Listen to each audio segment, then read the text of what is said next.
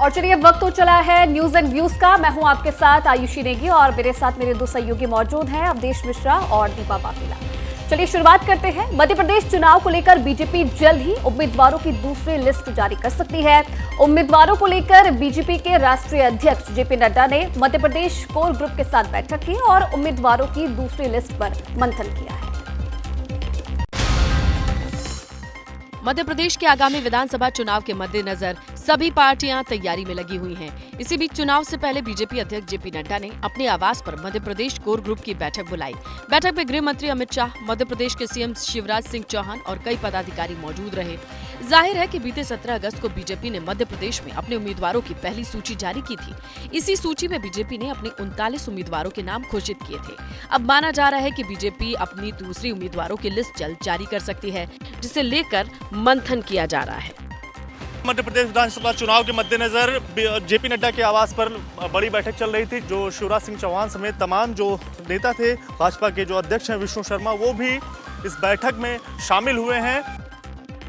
बता दें, मध्य प्रदेश में इस साल के अंत में विधानसभा चुनाव होने हैं। पिछले विधानसभा चुनाव की तरह इस बार भी बीजेपी किसी तरीके की कोर कसर नहीं छोड़ना चाहती है, जिसे लेकर खुद पार्टी के आला कमान लगातार एमपी के दौरे पर नजर आ रहे हैं।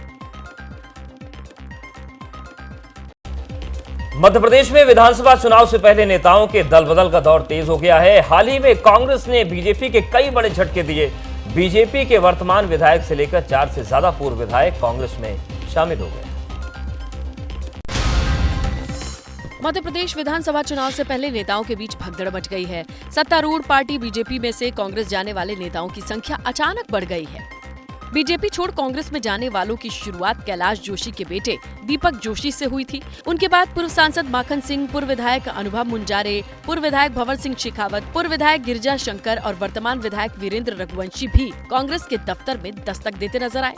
आमतौर पर चुनाव के पहले सत्तारूढ़ दल में आने वाले नेताओं की संख्या बढ़ जाती है, लेकिन इस बार उल्टा हो रहा है। इस बार सत्तारूढ़ पार्टी को छोड़कर नेता विपक्षी दल में जा रहे हैं। तो भाजपा में नेता भी निराश हो रहे हैं, तो वो कौन सी 200 पार की बात कर रही है? 20 पर अटक जाएगी यदि ये स्थिति रही तो। उधर बीजेपी का दावा है कि उसके पास भी कांग्रेस के आने वाले नेताओं की सूची लंबी है, जिसका खुलासा वो बाद में करेगी। कम से कम 15 से 20 विधायक ऐसे हैं कांग्रेस के जो भाजपा ज्वाइन करना चाहते हैं।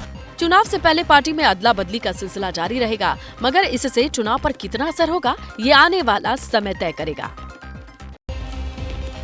न्यूज एंड व्यूज में आगे बढ़ते हैं और अब बात इंडिया गठबंधन की। आज इंडिया गठबंधन की कैंपेन कमेटी की बैठक दिल्ली में होगी। बैठक में रैलियों के कार्यक्रम और कमेटी के काम करने के तरीकों पर चर्चा की जाएगी। वहीं कल इंडिया गठबंधन की कोऑर्डिनेशन कमेटी की बैठक होने वाली है। 2024 लोकसभा चुनाव में विपक्ष इंडिया गठबंधन के बैनर तले हुंकार भरने की पुरजोर तैयारी में है। बीजेपी की अगुवाई वाली एनडीए गठबंधन को कड़ी टक्कर देने के लिए आज इंडिया गठबंधन की कैंपेन कमेटी की दिल्ली में बैठक होगी। बताया जा रहा है बैठक वीडियो कॉन्फ्रेंसिंग के जरिए होगी। पिछली बैठक में देश भर में सभाओं की रणनीति पर चर्चा हुई थी। आज की बैठक में रैलियों के कार्यक्रम को अंतिम रूप दिया जा सकता है। बैठक में कमेटी के आगे के काम करने के तरीके, इसकी कार्यप्रणाली और समन्वय स्थापित करने को लेकर भी चर्चा होगी। वहीं इंडिया गठबंधन की कोऑर्डिनेशन कमेटी की बैठक 13 सितंबर को शरद पवार के आवास पर होगी। माना जा रहा है इस बैठक में सीट शेयरिंग फॉर्मूले पर चर्चा होगी। दूसरी तरफ मध्य प्रदेश विधानसभा चुनाव को लेकर कांग्रेस स्क्रीनिंग कमेटी की आज दिल्ली में बैठक होने वाली है। इस बैठक में कांग्रेस के मौजूदा विधायकों को लेकर चर्चा की जाएगी। इसके साथ ही उन सीटों पर मंथन होगा जहां से कांग्रेस चुनाव हार गई थी। माना जा रहा है कांग्रेस उम्मीदवारों की सूची 20 सितंबर तक जारी कर सकती है। इधर नीतीश ने विपक्षी गठबंधन बनाने की कवायद की, लेकिन अभी तक गठबंधन का संयोजक उन्हें नहीं बनाया गया है। अब लल्लन सिंह ने विपक्ष के पीएम उम्मीदवार के लिए नीतीश की दावेदारी पेश कर दी है। G20 समिट के बाद इंडिया गठबंधन में फूट पड़ने की खबरें भी आने लगी है। तो क्या आने वाले दिनों में पीएम पद को लेकर सिर्फ फुटबॉल बढ़ने वाला है? बिहार का नेतृत्व तो कर ही रहे हैं, पूरे देश का नेतृत्व करने के लिए आज खड़ा है।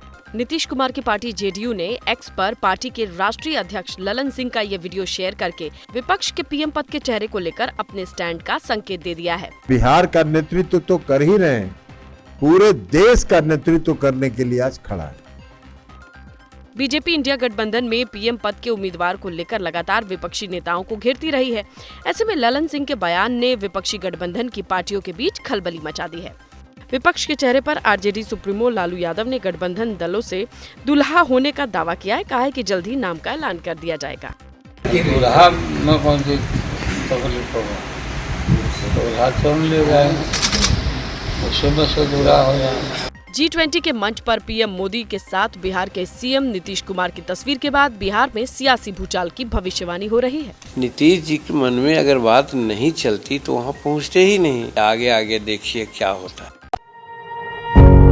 पत्रकारिता कोई इमोशन नहीं है, ना अपना कोई ज्ञान देना है और ना कोई विचार थोपना है। पत्रकारिता क्या है?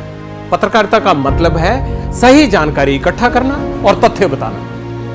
पत्रकारिता आज जितने महत्वपूर्ण दौर में है, शायद पहले नहीं थी। इस दौर से निकलने के लिए सिर्फ सच दिखाने की जरूरत है, वो सच जो आपके हित को आगे रखे। इसलिए अब रात 9 बजे प्राइम टाइम नहीं होगा, ये आपका टाइम है। जगविंदर पटियाल के साथ देखिए पब्लिक इंटरेस्ट सोमवार से शुक्रवार रात 9 बजे सिर्फ एबीपी न्यूज पर। एबीपी न्यूज आपको रखे आगे।